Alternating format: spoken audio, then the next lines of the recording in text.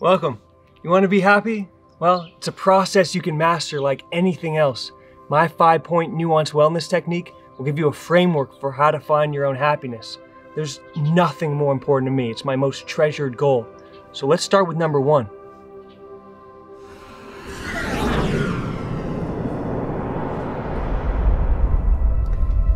Perspective and relativity. When I feel down, I remind myself what I really am. Just stardust and atoms in a universe my mind can't fully comprehend. Look, that's the Andromeda Galaxy. It's our closest neighboring galaxy, like our own Milky Way. A galaxy is a collection of hundreds of billions or more of stars, like our sun, gravitating around a supermassive black hole in the center of the galaxy. Imagine for a moment you could run to the moon in less than 2 seconds. You'd be pretty fast, right? Well, now imagine you're running that speed towards the Andromeda Galaxy. You would have to be going that speed constantly for 2.5 million years before you arrived. And that's our closest galaxy. There are 1 trillion stars in Andromeda. If you could start counting them one by one, it would take you 37,000 years of counting, all day, every day, with no breaks, no eating, sleeping, before you finish counting. And there are 2 trillion galaxies like Andromeda out there that we can observe. Is your mind blown? Because every time I think about this, mine is. It starts to give you a sense of scale, and at least for me, I value every moment. We're gonna be gone before you know it.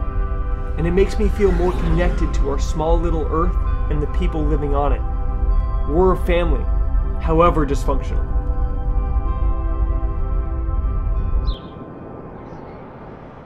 It always makes my troubles feel small and insignificant. This mental exercise just makes me feel better. You can use this specific one or come up with your own exercise that gives you a better sense of what's important in the bigger picture. This was the first of 5, so hit that like and subscribe button, and let's get into it.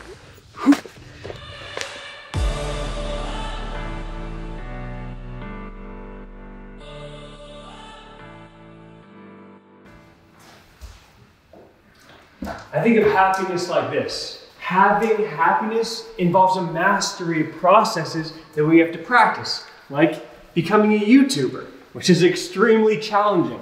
I think first though, we have to define what is happiness. What is this sought after noun? I think it's a state of being. I want to feel good about my life and fulfilled. Strategic thinking is the skill that I focus most on because with it and these 5 nuanced wellness techniques, I think happiness can be obtained. I fear being an 85-year-old me full of regrets.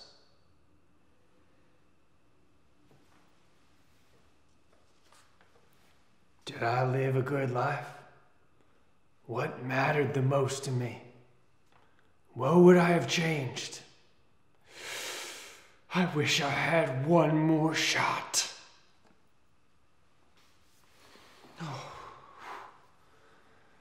I get one more shot to live a full life.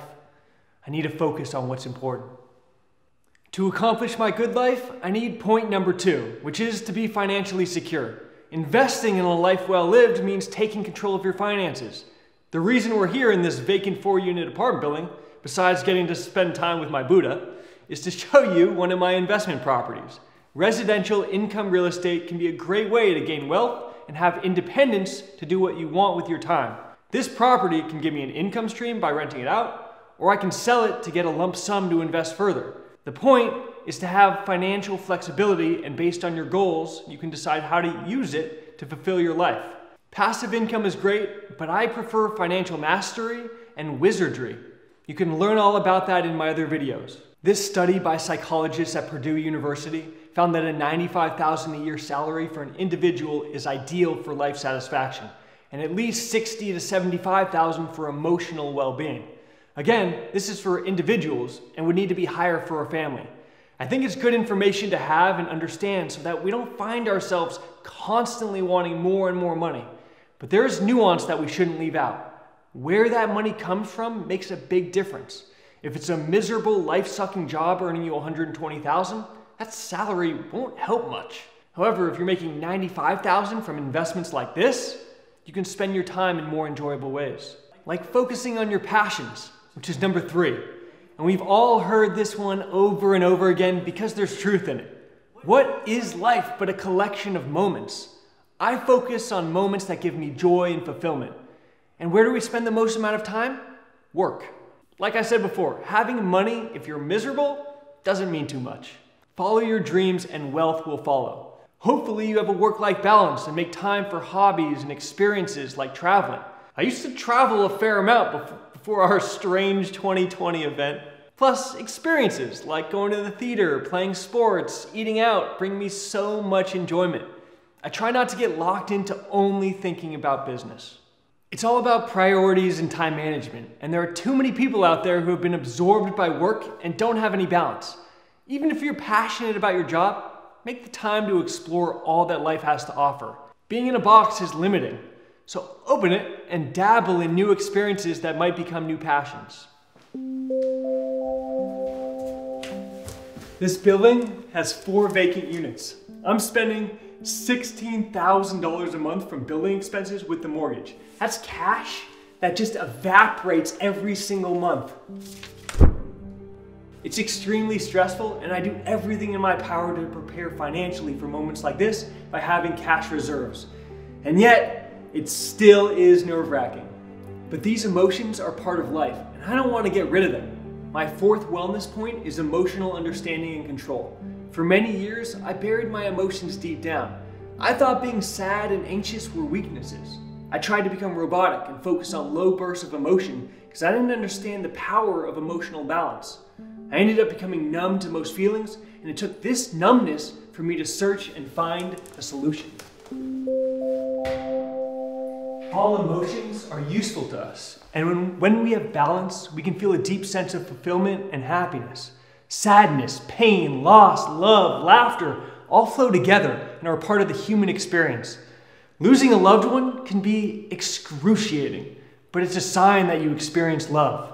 Feeling anxious about an upcoming important event can feel miserable, but if you tweak the thought process slightly, you can feel alive and turn anxiousness to excitement.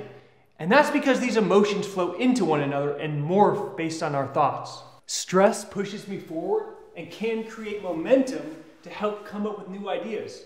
Each emotion has value and has attributes that can improve your life. One of my favorite books is Emotional Intelligence. It's worth the read. So I love emotions, and sometimes I can almost leave my body and watch myself experiencing emotions.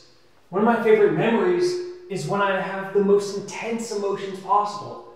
I just feel good about those moments looking back. Ooh, wow. What was I talking about? All right, my 5-point nuanced wellness technique. And hit that like and subscribe button. And my 5th point is the most important, the love of family and friendship. A close-knit group that you can spend your time with. A shoulder to rest your head and a group to share your life with. This takes detailed cultivation and care because a lot of us are playing catch-up in this department. Either we didn't have the best start or we've made mistakes on our journey. It's never too late to just correct. Not having people around can be like a vacant apartment building. It makes you feel uncomfortable and lonely, so spend the time and effort to fill the vacancies. The same is true for new love and friendships by putting yourself out there and marketing yourself.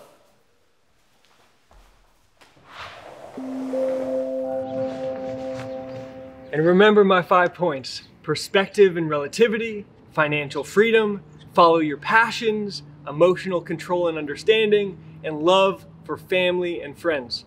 I really hope that one day I can die and feel fulfilled and let my atoms scatter through the universe and maybe end up in Andromeda one day.